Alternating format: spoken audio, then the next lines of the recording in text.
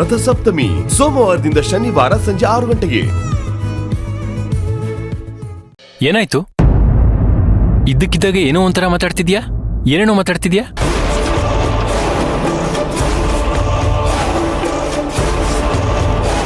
ನನ್ನನ್ನು ಮಾತಾಡಕ್ ಬಿಡಿ. ನನ್ನ ಮನಸ್ಸಲ್ಲಿರೋದನ್ನ ಹೇಳಲೇಬೇಕು. ಯಾಕೆ ಅಂದ್ರೆ ಪದೇ ಪದೇ ಪ್ರತಿಯೊಂದು ವಿಷಯನೂ ಬಿಡಿಸಿ ಹೇಳಕ್ಕಾಗಲ್ಲ. ಅದು ಅಲ್ಲದೆ ನನ್ಗೆ ಯಾರು ಏನೇ ಅಂದ್ರು, ಯಾರೇ ಉಗಿದ್ರು, ಯಾರು ಬೈದ್ರು, ಯಾಕೆ ಹೇಳ್ತಿದ್ದೀರಾ ಅಂತ ನನ್ನ ಪರವಾಗಿ ನಿಂತು ಮಾತಾಡೋಕೆ ನಾನು ಅರ್ಚನಾನೂ ಅಲ್ಲ, ನನ್ನ ಹಿಂದೆ ವೀರಣ್ಣನೂ ಇಲ್ಲ. ಹಾಗಾಗಿ ನಾನು ಮಾತಾಡಬೇಕು.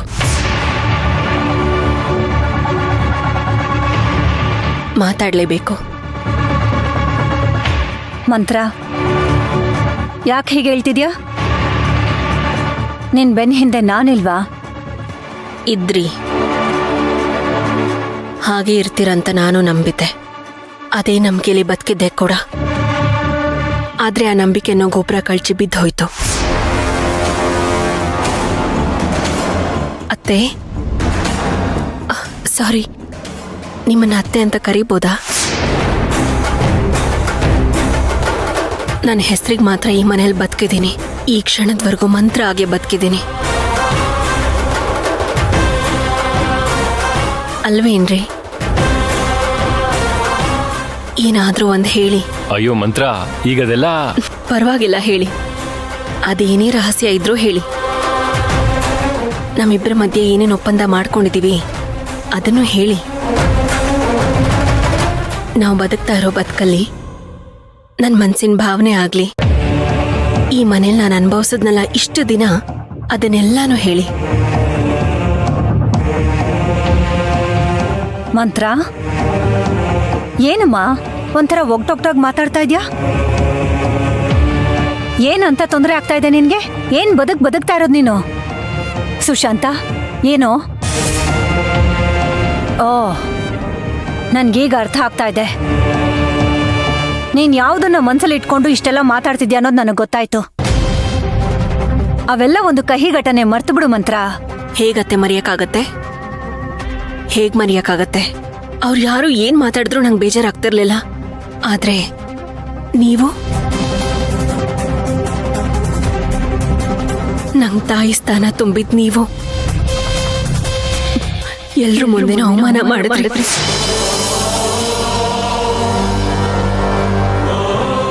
ನನ್ ಮೇಲೆ ಡೌಟ್ ಪಟ್ರಿ. ಅದ್ ಸರಿನಾ ಅತ್ತೆ? ಕೋಪದಲ್ಲಿ ನೀವೊಂದೆರಡೇಟ್ ಹೊಡೆದಿದ್ರು ನನಗ್ ಬೇಜಾರಾಗ್ತಿರ್ಲಿಲ್ಲ. ಆದ್ರೆ ನನ್ನ ಹೃದಯಕ್ಕೆ ಹೊಡೆದ್ರಿ ನೀವು. ಅದನ್ನ ಹೇಗ್ ಮರೀಲಿ? ನಾನ್ ನಿಮ್ ಹತ್ರ ಬಂದು ಕ್ಷಮೆ ಕೇಳಿದ್ರು ನೀವ್ ನಂಗೆ ಮುಖ ಕೊಟ್ಟು ಮಾತಾಡ್ಲಿಲ್ಲ. ಆ ನೋವು ನನ್ನ ಶತ್ರುಗೂ ಬರದ್ ಬೇಡ. ಏನಪ್ಪ ನನ್ ಬದುಕಿ ರೀತಿ ಆಗೋಯ್ತು ಅಂತ ಕಣ್ಮುಚ್ಚಿ ಮಲ್ಗಿದ್ ನನ್ನ ಲೋಟ ಎಷ್ಟು ಎಪ್ಸಿದ್ರಿ. ಪಾಪ, ಈ ಮನೆ ನೆಮ್ಮದಿ ಎಲ್ಲ ಹಾಳು ಮಾಡಿ ಸುಖವಾಗಿ ನಿದ್ದೆ ಮಾಡ್ತಾ ಇದ್ದಾಳೆ. ಮಾಡ್ಬೇಕಾದ್ರೆ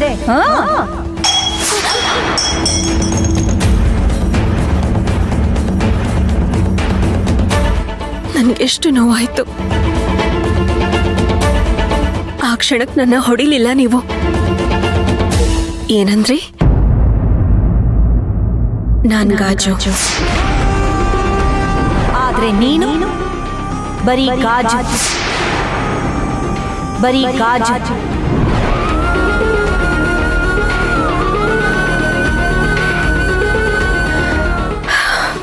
ನಿಮ್ಮ ಮಾತು ನಿಜ ಅತ್ತೆ. ಗಾಜಿನಂತೆ ಇರೋ ಈ ಮನ್ಸು ಒಡ್ದೋಯ್ತು. ನಿಮ್ಮ ಮಾತು ಕೇಳಿದ ಕ್ಷಣ ಪ್ರಾಣನೇ ಬಿಟ್ಬಿಡ್ಬೇಕು ಅಂತ ಅನ್ನಿಸ್ತು.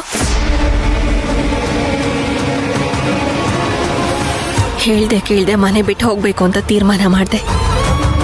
ಆ ರೀತಿ ಮಾಡಿದ್ರೆ ನನ್ನ ಮೇಲ್ ಬಂದಿರೋ ಅಪವಾದ ಹಾಗೆ ಉಳ್ಕೊಳ್ಳುತ್ತೆ. ಅದನ್ ಬಗೆಹರಿಸ್ಬೇಕು ಅಂತಾನೆ ನಾನಿರೋದು.